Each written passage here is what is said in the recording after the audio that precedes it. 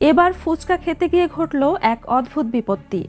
ইনকলা দেবী নামের এক মহিলা ফুচকা মুখে তুলতেই হঠাৎ তার চোয়াল এমনভাবে নেমে যায় যে আর বন্ধই হচ্ছিল না। প্রথমে তার পরিবার কাছাকাছি হাসপাতালে নিয়ে গেলেও স্থানীয় চিকিৎসকেরা চোয়াল ঠিক করতে ব্যর্থ হন। বাধ্য হয়ে তাকে বড় হাসপাতালে স্থানান্তর করা হয়।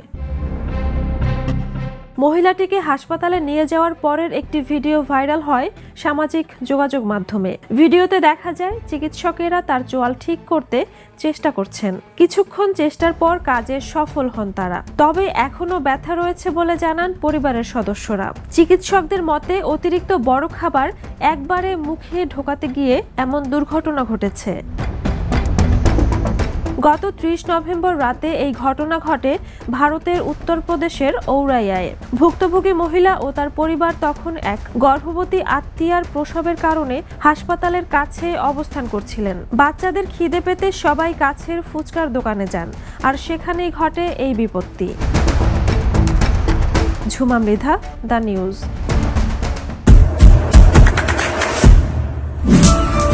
দেশে দেশে সবার সাথে, দ্য নিউজ।